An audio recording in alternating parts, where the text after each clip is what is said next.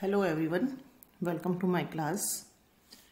आज हम पढ़ रहे हैं फेज इक्विलिब्रियम के अंतर्गत सल्फर सिस्टम। अभी तक हमने पढ़ा water system and carbon dioxide system. आज हम पढ़ रहे हैं सल्फर सिस्टम। सल्फर सिस्टम भी वन कंपोनेंट सिस्टम है। तो अभी तक हमने जो पढ़ा है वो भी वन कंपोनेंट सिस्टम पढ़ा और आज भी हम वन कंपोनेंट सिस्टम ही पढ़ रहे हैं, सल्फर सिस्टम। सल्फर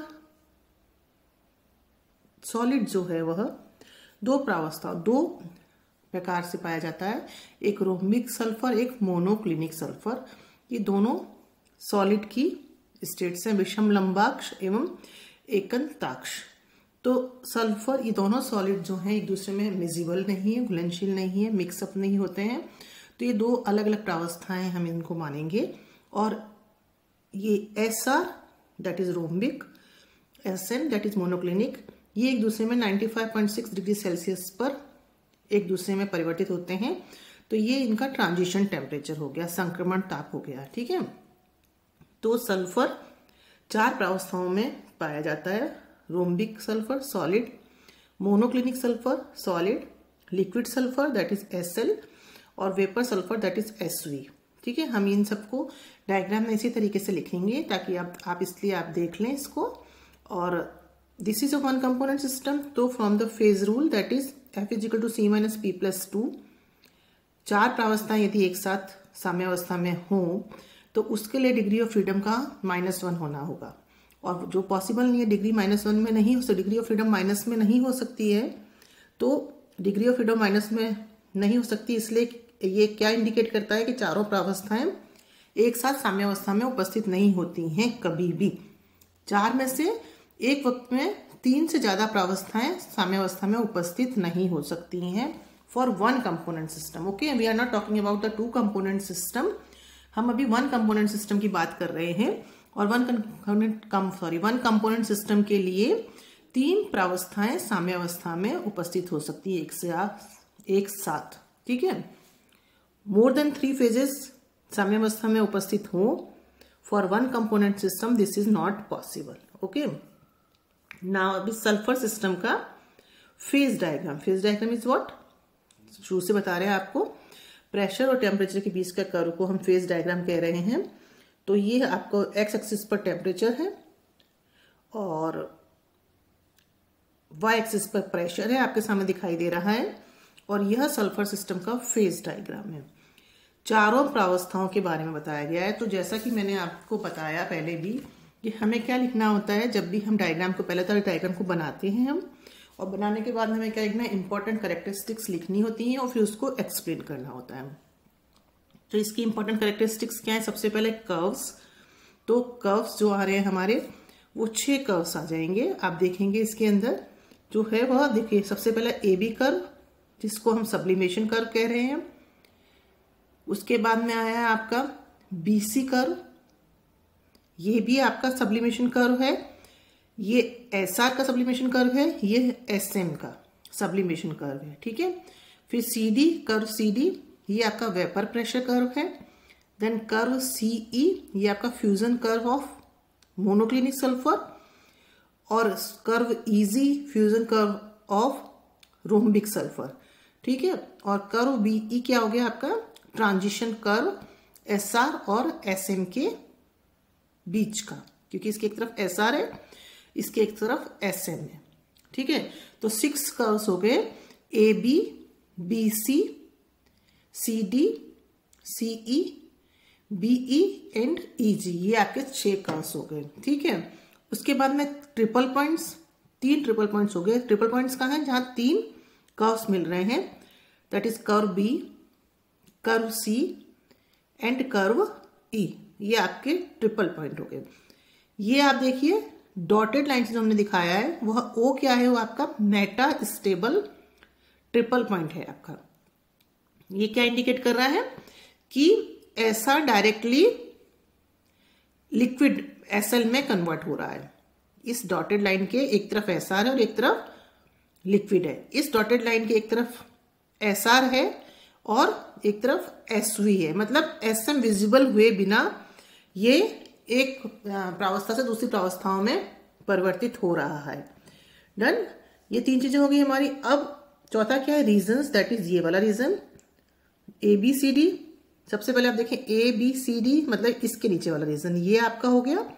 दूसरा हो गया ABEG, ये देखिए ये वाला रीजन हो गया जिसमें सॉलिड है।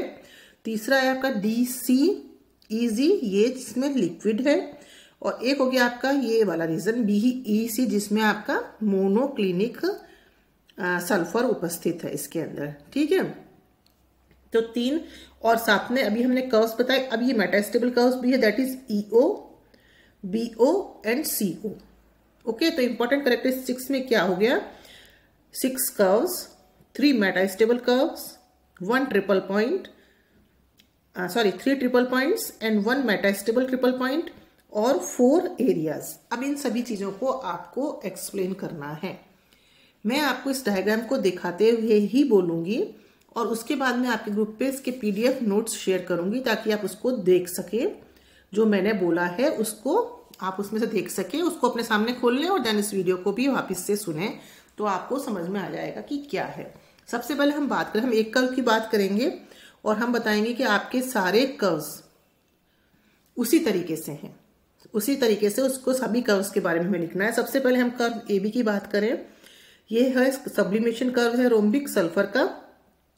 इसके एक तरफ SR प्रावस्था है और एक तरफ SV प्रावस्था है। ठीक है, तो इसके दौरान, इस पूरे कर्व के दौरान कौन सी 2 प्रावस्थाएं साम्य अवस्था में है, SR एंड SV।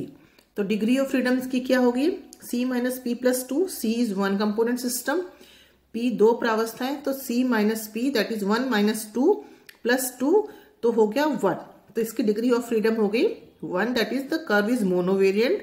मतलब इस कर्व पे यदि या तो हम प्रेशर को डिफाइन करें तो टेम्परेचर भी डिफाइन हो जाएगा ऑटोमेटिकली, या टेम्परेचर को डिफाइन करें तो प्रेशर डिफाइन हो जाएगा, परिभाषित हो जाएगा ऑटोमेटिकली। ठीक है ना, मतलब एक ही वेरिएबल को स्वेच्छा से कांस्टेंट रखें तो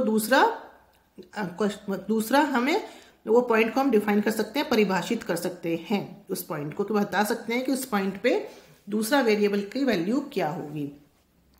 इसी तरीके से हमें कर्व BC को बताना है जिसके दोनों कौन सी प्रावस्थाएं हैं साम्य अवस्था में, SM एंड SV। इसी अनुसार कर्व CD को बताना है जिस कर्व के दौरान कौन सी प्रावस्था साम्य अवस्था में है, SL एंड SV। और कर्व BE, इसके लिए कौन सी प्रावस्था साम्य अवस्था में, SR एंड SM। ये है EG, इसके एक तरफ SR है और एक तरफ SV है, तो कौन सी प्रावस्था साम्य अवस्था में हो गई इसमें, SR एंड SL। और ये कर्व हो गया हमारा SM, इस कर्व के दौरान कौन सी प्रावस्थाएं साम्य अवस्था में है, SM एंड SL। ओके, तो ये सारे कर्व्स क्या हैं, मोनोवेरिएंट है जिनकी डिग्री ऑफ फ्रीडम 1 है। ओके, सभी के बारे में मैं सेम रिपीट नहीं करूंगी, वही उसी तरीके से जैसा AB के बारे में बताया वैसा ही सारे कर्व्स के लिए आपको लिखना है। ठीक है, नाउ मेटास्टेबल इक्विलिब्रियम। अब हम बात करें कि मेटास्टेबल इक्विलिब्रियम या कर्व्स की बात करें तो कर्व BO, ये जो कर्व है आपका, इस BO में क्या है, क्या SM इसके अंदर विजिबल नहीं हो रहा है। एक तरफ SR है इस कर्व के और एक तरफ क्या है, SV। तो इस कर्व के दौरान कौन सी प्रावस्था साम्य अवस्था में है, 2, SR and SV। Curve CEO के दौरान कौन सी प्रावस्था साम्य अवस्था में है, SL एंड SV। ठीक है, इसके अंदर है SL एंड SV। और कर्व EO के दौरान कौन सी प्रावस्था साम्य अवस्था में है, एक तरफ SR है और एक तरफ SL है। ठीक है, तो ये 2 प्रावस्थाएं साम्य अवस्था में है। तो इसी तरीके से ये सारे कर्व्स भी क्या है हमारे, मोनोवेरिएंट है। Degree of freedom metastable curve की भी क्या आएगी, F = C - P+2, 2 प्रावस्थाएं एक कंपोनेंट। तो ये सारी जो कर्व्स है मेटास्टेबल कर्व्स, ये भी हमारे क्या है, मोनोवेरिएंट है। डिग्री ऑफ फ्रीडम इनकी 1 आती है। नाउ ट्रिपल पॉइंट, पहला B, इस पे कौन सी 3 प्रावस्थाएं साम्य अवस्था में हो रही है, SR, देखिए आप, ये SR, ये SM और SV। तो इस पॉइंट B पे जो कि ट्रिपल पॉइंट है हमारा, इसमें कौन सी 3 प्रावस्थाएं साम्य अवस्था में आ गई वो हमने आपको बताया। तो इसकी डिग्री ऑफ फ्रीडम क्या होगी, F - P+2, sorry F = C - P+2। C is 1 component system, प्रावस्थाएं 3 - 3 + 2 मतलब 0। जिसकी डिग्री ऑफ फ्रीडम है 0, ये नॉन वेरिएंट है, मतलब एक फिक्स प्रेशर और टेम्परेचर पर ही ये पॉइंट आपको मिलेगा। ओके, ये है डिग्री ऑफ फ्रीडम इसकी 0, नॉन वेरिएंट। इस तरीके से सी, इस पे भी 3 प्रावस्थाएं साम्यावस्था में है। कौन कौन सी? SM, SL and SV। इसी तरीके से ये ट्रिपल पॉइंट ई, कौन सी प्रावस्थाएं साम्यावस्था में? SR, SM and SL। ठीक है, ये तीनों ही ट्रिपल पॉइंट नॉन वेरिएंट है। अब हम बात करें पॉइंट ए की, जो कि मेटास्टेबल ट्रिपल पॉइंट है। इस पे कौन कौन सी 3 प्रावस्थाएं, मतलब SM विजिबल नहीं हो रहा है इसमें पूरा का पूरा आपका इस मेटास्टेबल ट्रिपल पॉइंट को प्राप्त करने में। तो एक तरफ होगी SR, एक तरफ क्या SL और एक तरफ हो गया आपका इसमें SV। तो 3 प्रावस्थाएं ये साम्यावस्था में हुई, और इसका भी डिग्री ऑफ फ्रीडम, चूंकि 3 प्रावस्थाएं हैं, 1 कंपोनेंट सिस्टम है, इसका भी डिग्री ऑफ फ्रीडम आपका 0 आएगा, 0 होगा। ठीक है, और इसके बाद में आपको समझाना है एरियाज जो आपको बताए मैंने।